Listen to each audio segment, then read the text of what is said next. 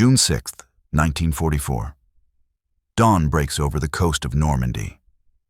Inside the wolf's lair, deep in the Prussian forests, Adolf Hitler sleeps. His generals hesitate. Reports flood in. Allied paratroopers behind the lines. Naval bombardment at 5 beaches, thousands of vessels offshore. But no one wakes the Führer because they believe what Berlin's intelligence has told them for months. Normandy is a feint. The real invasion will come at Calais. By the time Hitler opens his eyes, 156,000 Allied soldiers are already ashore, and the lie that won the war has just become the truth. The room is dim. Maps cover every surface. France, Belgium, the Channel Coast. Pins mark divisions, red for threat, blue for reserves. In the corner, a radio crackles with static. Field reports, panicked voices, requests for reinforcements. Hitler enters slowly. His hands clasped behind his back. Officers stand. No one speaks first. He looks at the map. Normandy. 5 invasion points. But his eyes drift north, to Calais, to the 15th Army, his most powerful force, standing idle. This is a diversion. Someone says Patton's army hasn't moved. Calais is still the target. Hitler nods. He trusts the intelligence. He trusts Garbo, the Spanish double agent whose reports have been flawless for 2 years. But outside, on the beaches of Omaha and Utah and Gold, men are dying by the hundreds. And the Atlantic Wall, the fortress that was supposed to hold forever, is cracking. The Führer doesn't know it yet, but the war is already over. For months, Berlin had celebrated its intelligence triumph. Agent Garbo, codename Alaric, was their crown jewel. A Spanish businessman, anti-communist, loyal to the Reich. His network spanned Britain, dock workers in Liverpool, military clerks in Scotland, even a source inside the War Office. His reports were precise, detailed, unshakable. In April, Garbo confirmed it. The Allies were massing a massive force in southeastern England. General George Patton commanded the 1st U.S. Army Group. 150,000 men, 1,600 tanks, entire ghost divisions. Their target, Calais, the shortest route to Germany, the logical strike. Normandy was a decoy, a secondary front to draw German reserves away before the real blow. Berlin believed him. The OKW believed him. Hitler believed him. So the 15th Army stayed put. 19 divisions. 150,000 men dug in along the Belgian and northern French coast, waiting for Patton. On June 6th, when the landings began, the High Command barely flinched. Rommel was away, visiting his wife for her birthday. Rundstedt delayed response. Hitler slept. Even when the reports grew worse, heavy resistance but the Allies advancing, no one panicked. Garbo had sent another message the night before. Normandy is the diversion. Calais is next. Do not move the reserves. They obeyed. And in that obedience, the Third Reich signed its death warrant. By noon, the numbers began to tell a different story. Sector reports, June 6th, 1944. Omaha Beach, 34,000 American troops ashore. Casualties, 2,400. But the bluffs are taken. Utah Beach, 23,000 men landed. Link up with airborne divisions complete. Gold, Juno, Sword. British and Canadian forces, 75,000 strong. Beachheads secured, airborne drops. 23,000 paratroopers behind German lines. Bridges captured. Roads blocked. Total Allied forces committed in the first 12 hours, 156,000 men. Naval support offshore, 7,000 vessels. 195 ISU-700 personnel. 11,590 aircraft, providing air cover. And still, the 15th Army did not move, because the intelligence said this was not the main attack. But inside the operations rooms, doubt crept in. A junior officer points at the map. Mein Führer, the scale of the landings. Patton has not moved. Someone interrupts. His army group is still in England. Then where are his tanks? Silence. Another report arrives. Decoded, typed, handed to Hitler. Allied bombing targets over the past 3 months. Calais railway hubs, 12 major strikes. Normandy railway hubs, 37 major strikes. Seine bridges destroyed, 18 out of 24. Road networks in Normandy, systematic devastation. The pattern was there. It had been there for months. But they ignored it, because Garbo said it was deception. Then the logistics arrived. Typed in cold columns, Allied industrial output, January-May 1944. Shermans, 11,000. Aircraft, 27,000. Landing craft, 31,000. Trucks, 170,000. Compared to German production in the same period, Panzers, 3,200. Aircraft, 9,500. Trucks, 26,000. One general stares at the numbers. His voice is quiet. They didn't need to deceive us. They could have landed anywhere. Another report from the field. Panzer Lair Division mobilization order received 14:30, June 6th. Expected arrival at Normandy front, 18 hours. Actual arrival, June 9th, 3 days late. Reason, Allied air supremacy. Every road bombed, every bridge destroyed. Tanks forced to travel at night, through forests, under camouflage. Of 182 tanks that began the journey, 134 arrived operational. The rest were destroyed from the air before they ever saw battle. Hitler looks at the map again. The pins have not moved. Calais is still guarded. The 15th Army still waits. But Normandy is bleeding, and the reinforcements are not arriving. At 16 Ural, a priority message from Rommel reaches the Wolf's lair. If the enemy once gets a firm footing on land, our position will be catastrophic.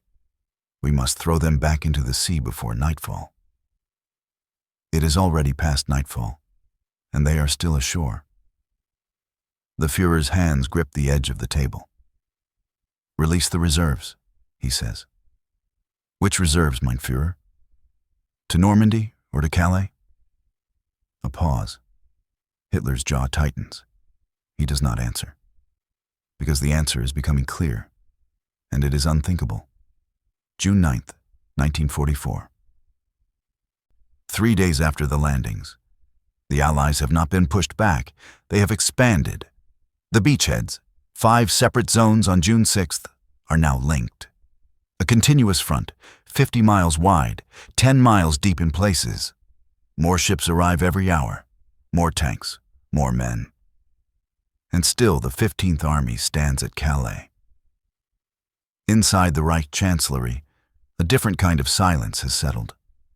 Not the silence of confidence, the silence of realization.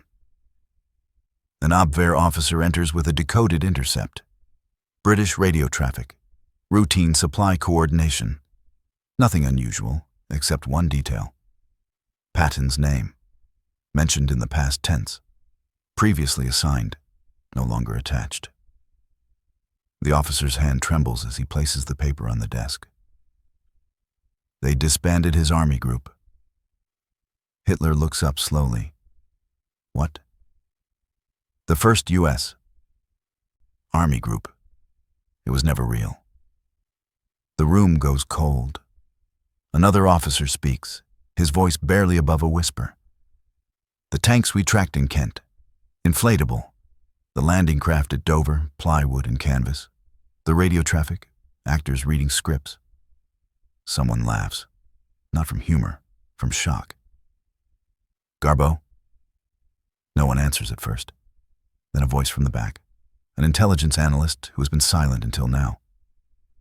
Garbo sent 47 reports between January and June. Every single one confirmed Calais as the primary target. Everyone cited independent sources. Dock workers, clerks, officers. And we never verified a single source. We never met any of them.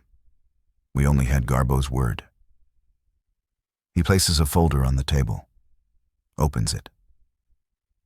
On June 5th, the night before the invasion, Garbo sent an urgent message. Normandy is the diversion. Calais remains the objective.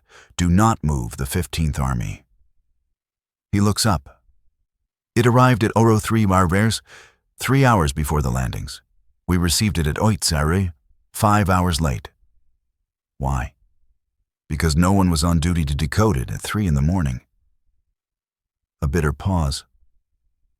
Garbo even complained about the delay in his next message. Said if we'd acted faster, we could have stopped them. Hitler's face is unreadable, but his hands have stopped moving. The analyst continues. He gave us everything we wanted to hear, confirmed every assumption we already believed, never contradicted us, never asked for payment. He just fed us certainty. Where is he now? Someone asks. Unknown. But British intelligence awarded him an Iron Cross in absentia. The words hang in the air. An Iron Cross from Berlin, and likely a medal from London as well. Jodl, Hitler's chief of operations, finally speaks. His voice is flat, emotionless. Mein Führer, Patton was never coming to Calais. Hitler stares at the map, at the pins clustered in the north, at the 19 divisions that could have made a difference, should have made a difference, but didn't. Because one man, a Spanish clerk working out of a London apartment, had convinced the entire German high command to stand still while the war slipped away. Not through force, through belief. Hitler's voice, when it comes, is quiet. How long have they been lying to us? Jodl hesitates, then answers with the only truth left. From the beginning. The Führer closes his eyes. Not might be lost. Was lost.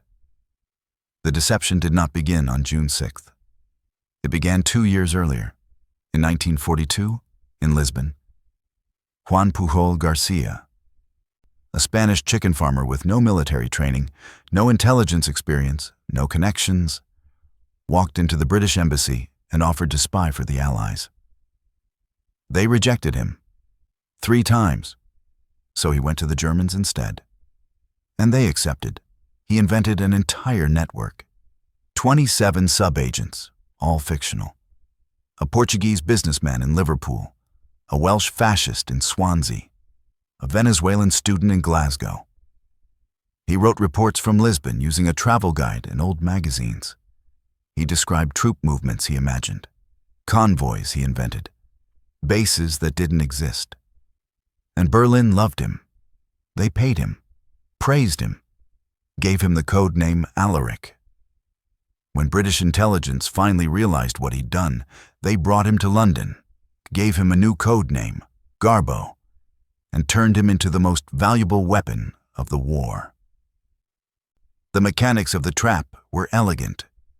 First, give them truth. In 1943, Garbo reported the Allied invasion of North Africa before it happened. Berlin received the message after the landings had begun. A delay in transmission, but the accuracy was undeniable. Hitler personally commended him. Second, build dependency. For 18 months, Garbo sent a steady stream of intelligence. Some true, some false, all plausible. His network grew, his reports became required reading at the highest levels. The Abwehr stopped questioning him, started protecting him. Third, exploit belief. By 1944, German intelligence didn't just trust Garbo. They needed him. Their own reconnaissance had collapsed. Allied air superiority made observation impossible. Agents in Britain were captured or turned. Garbo was all they had left. So when he said Calais, they believed Calais. Not because the evidence supported it, but because they had no other source to contradict him. The strategic consequences were catastrophic. The 15th Army, 150,000 men, the strongest force in Western Europe. It remained at Calais until July 25th, 7 weeks after D-Day. By the time they were released, the Allies had landed 1 million men, established a front 60 miles wide, captured Cherbourg and its deep-water port. The window to push them back into the sea had closed forever. But the paralysis went deeper than troop placement. Logistics, every gallon of fuel, every tank round, every replacement soldier sent to Normandy came at the expense of Calais. Rommel begged for reinforcements. He received fractions, because the High Command still feared the real invasion. Air power. The Luftwaffe held back reserves, waiting for Patton's Phantom Army to cross the Channel. By the time they committed fully, Allied fighters had established total air dominance. Psychology. The German command structure fractured. Rommel argued for immediate counterattack. Rundstedt urged caution. Hitler wavered. No one trusted their own judgment anymore, because Garbo's intelligence had always been right, until it wasn't. One intelligence officer after the war would describe it simply. We didn't lose because we were deceived. We lost because we wanted to be deceived. Garbo told us what we already believed, and we built our entire strategy around a fantasy. The trap wasn't the lie. The trap was the truth they couldn't see, even when it was killing them. By June 10th, 5 days after the landings, German commanders knew Normandy was the main invasion. But the 15th Army still didn't move, because orders from Berlin still said, "Hold for Calais." And by the time those orders changed, the war had already turned. The war did not end on June 6th, 1944. It would grind on for 11 more months. Berlin would not fall until May 1945. But the outcome was no longer in doubt. The cost of belief. By August 1944, the Allies had broken out of Normandy. Paris was liberated. The Wehrmacht was in full retreat. The 15th Army, when it finally engaged, was shattered in weeks. The divisions that could have stopped the invasion on the beaches were destroyed in the hedgerows and forests of France. 150,000 men gone. Not because they fought poorly, because they fought too late.